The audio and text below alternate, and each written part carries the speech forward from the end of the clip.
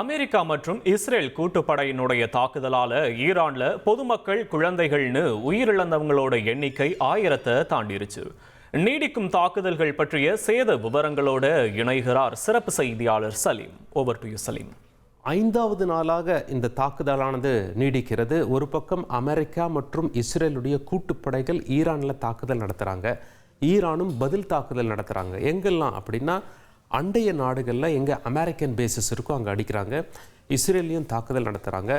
America ஈரான்லேருந்து சுமார் 10,000 kilometre தாண்டி இருக்குது. அதனால் அவ்வளவு தூரம் சென்று அடிக்கிற மிசைல் ஈரான் வசம் இல்லாத காரணத்தினால் அவர்கள் இப்போதைக்கு 1500 கிலோமீட்டர் தூரத்தில் இருக்க இஸ்ரேலையும் பக்கத்தில் சில 100 கிலோமீட்டர் தூரத்தில் இருக்கிற அண்டை நாடுகளையும் முழு வீரியத்தோடு தாக்கி வருகிறார்கள். அமெரிக்கா மற்றும் இஸ்ரேல் ஈரானின் நடத்திய தாக்குதலில் ஈரானில் ஏற்பட்டிருக்கிற ரீசண்டான சேத காட்சிகளை பார்க்கலாம்.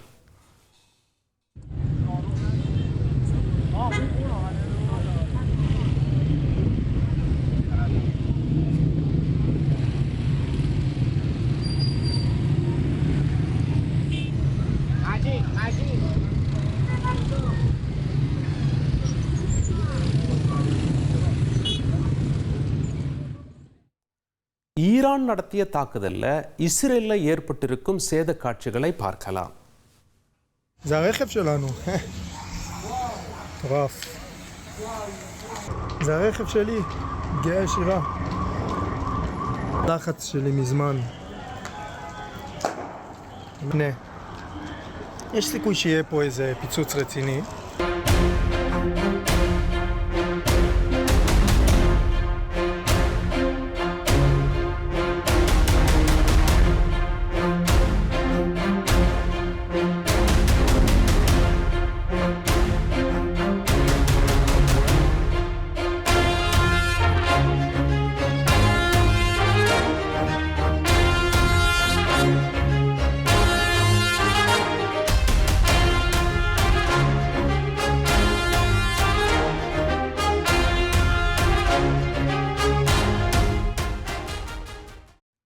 ஈரானுடைய உச்ச தலைவர் சுப்ரீம் லீடர் காமேனி கொல்லப்பட்டிருக்கிறார். பக்கத்து நாடான ஈராக் ஒரு மரியாதை நிமித்தமாக சிம்பாலிக் ஃபியூனரல் என ஆங்கிலத்தில் அழைப்பார்கள், ஒரு இறுதி மரியாதை அவர்கள் அளித்தார்கள். அந்த காட்சிகளை பார்க்கலாம்.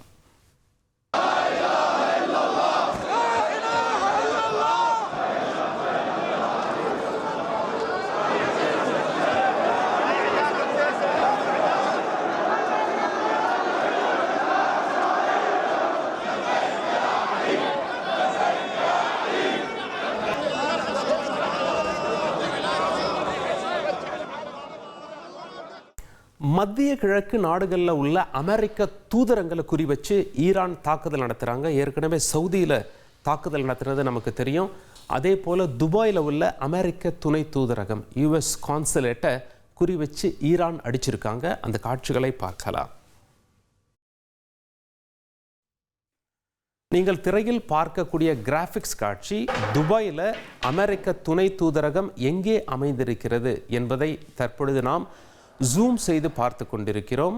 இதுதான் துபாயில் உள்ள யுஎஸ் கான்சுலேட். இங்கே ட்ரோன் தாக்குதல் ஈரான் நடத்திய காரணத்தினால் அங்கே புகை மண்டலமாக காட்சியளிப்பதை நம்மால் பார்க்க முடிகிறது. ஏற்கனவே அமெரிக்கா வெனிசுவேலாவில் புகுந்து அதிரடி தாக்குதல் நடத்தி அந்த நாட்டு அதிபரை கொண்டு வந்து இப்போ அமெரிக்க சிறையில் வைத்திருக்கிறார்கள். தற்பொழுது ஈரான் நாட்டு அதிபர் காமேனியை கொன்றுவிட்டார்கள். இதை கண்டித்து வெனிசுவேலா மக்கள் எங்கள் அதிபரை கடத்தின்னு போயிட்டீங்க, அந்த அதிபரை கொண்டுட்டீங்க, அமெரிக்காவிற்கும் இஸ்ரேலுக்கும் எங்களுடைய கண்டனம் என்று சொல்லி அவர்கள் வீதிக்கு வந்தார்கள். அந்த காட்சிகளை பார்க்கலாம்.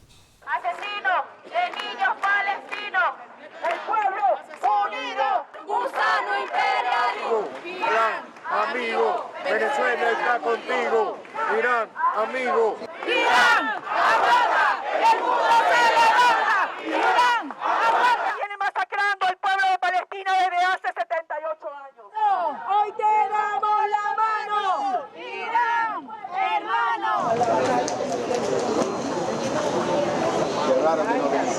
Irán, amigo, el pueblo está contigo. Irán. அமெரிக்காவுக்கும் யூரோப்புக்கும் ஒரு நெருங்கிய நட்பு இருக்கிறது. நிறைய நாடுகள், ஜெர்மனி உள்ளிட்ட பல நாடுகள் அமெரிக்காவுக்கு தங்களுடைய ஆதரவை தெரிவித்திருக்கிறார்கள். அமெரிக்கா தங்களுடைய பேசஸை பயன்படுத்திக்கலாம் அப்படின்னு சொல்லி நிறைய நாடுகள் சொல்லியிருக்காங்க. ஆனால் ஸ்பெயின் மட்டும் என்ன சொல்லியிருக்காங்க அப்படின்னா, ஈரான் மேலே தாக்குதல் நடத்த எங்களுடைய நிலத்தை அமெரிக்கா பயன்படுத்த நாங்கள் ஒருபோதும் அனுமதிக்க மாட்டோம்னு சொல்லி வெளிப்படையாகவே அமெரிக்காவுக்கு எதிராக பேசியிருக்காங்க. ட்ரம்ப் என்ன சொல்லிட்டார் அப்படின்னா, அப்படியே பேசுகிறீங்க, உங்களோட எல்லா வர்த்தகத்தையும் நாங்கள் ரத்து செய்கிறோம் அப்படின்னு சொல்லி ட்ரம்ப் பேசியிருக்கார். அந்த காட்சிகளை பார்க்கலாம். And those I know will work out too. So I just want to say it's a great honor to have you at the Oval Office. Some of the European, like Spain, has been terrible. In fact, I told Scott to cut off all dealings with Spain. As the President said, it's correct. Spain is the only one who is not willing to accept that, and we are trying to convince them that this is a part of our stupid island that they have, that they gave away and took a 100-year lease, having to do with perhaps indigenous people claiming the island. 5வது நாளாக போர் நீடிக்கிறது. முதல் நாளில் முதல்ல அமெரிக்காவும் இஸ்ரேலும் ஈரானில் தாக்குதல் நடத்தி அந்த உச்ச தலைவரை கொலை செய்த அந்த நேரத்தில் ஈரானும், அதாவது இஸ்ரேலும் அமெரிக்காவும் வீசிய குண்டு ஈரானில் ஒரு பெண்கள் ஸ்கூல், ஒரு எலிமெண்ட்ரி ஸ்கூலில் போய் விழுந்தது. 150க்கும் மேற்பட்ட பெண் குழந்தைகள் உயிரிழந்தார்கள். காட்சிகள் கொஞ்சம் கொஞ்சமாக வந்து கொண்டிருக்கிறது. அந்த ஸ்கூல் உள்ள எப்படி சேதமடைஞ்சிருக்கு அப்படிங்கிற ஒரு லேட்டஸ்ட் காட்சி வெளியாகி இருக்கிறது. ராய்ட்டர்ஸ் செய்தி நிறுவனம் வெளியிட்டிருக்காங்க. அந்த காட்சிகளை பார்க்கலாம்.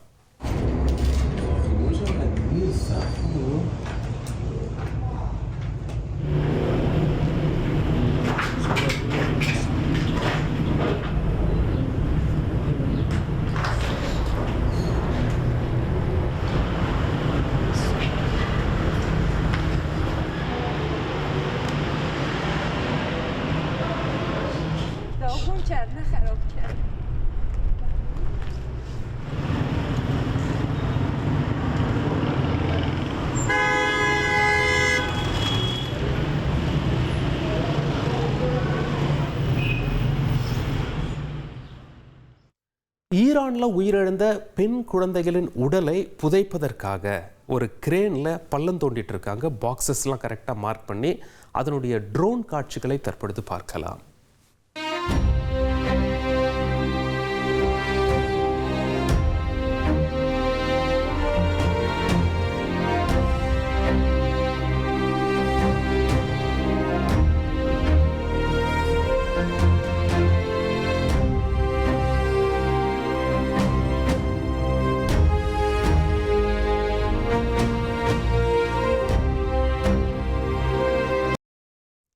துபாயில் உள்ள அமெரிக்க துணை தூதரகத்தின் மீது தாக்குதல் நடத்தப்பட்டிருக்கிறது. ஈரான் சுற்றி அங்கே தாக்கி கொண்டிருக்கிறார்கள். அமெரிக்கன் பேசஸ் எங்கெல்லாம் இருக்கோ, வழக்கமாக துபாய் ரொம்ப க்ரௌடடாக இருக்கும், மக்கள் அதிகமாக இருப்பாங்க. ஆனால் வழக்கத்திற்கு மாறாக கூட்டம் குறைந்து காணப்படுகிறது துபாய். லேட்டஸ்ட் ஷார்ட்ஸ் அங்கேருந்து வந்திருக்கு, அதை நாம் பார்ப்போம்.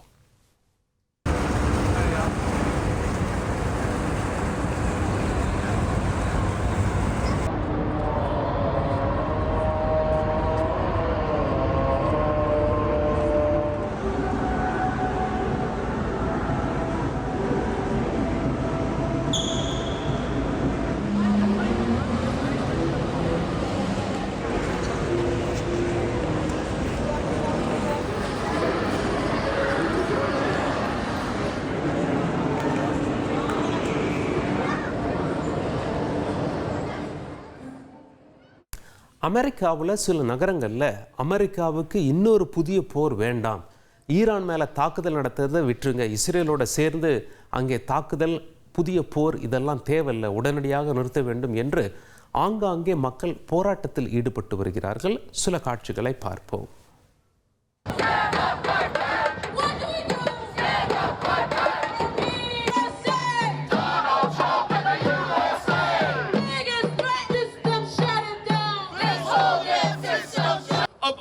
Workers were out on strike on the 23rd.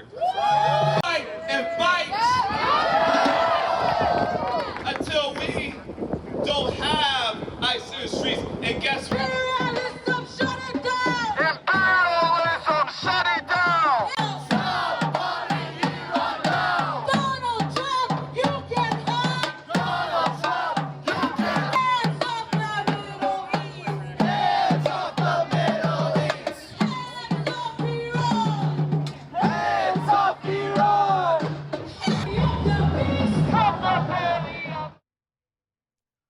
ஈரானில் உயிர் பலி என்று பார்க்கும் பொழுது 1000த்திற்கும் மேற்பட்டோர் குழந்தைகள் உள்பட அங்கே கொல்லப்பட்டிருக்கிறார்கள். அதே நேரத்தில் அமெரிக்காவில் உயிர் பலி என்று பார்க்கும் பொழுது அமெரிக்கன் சோல்ஜர்ஸ் 6 பேர் கொல்லப்பட்டிருக்காங்க. அதில் 4 பேர் அவங்க ஐடென்டிஃபை பண்ணிட்டாங்க.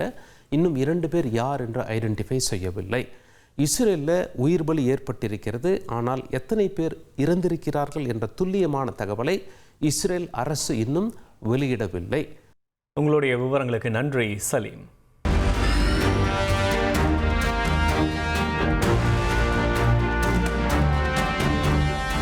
உங்கள் தந்திவன் தொலைக்காட்சியில் காதலும் கலகலப்பும் நிறைந்த ஒரு புத்தம் புதிய ஃபேண்டசி தொடர் ராஜா ராணி தினமும் இரவு 8 மணிக்கு.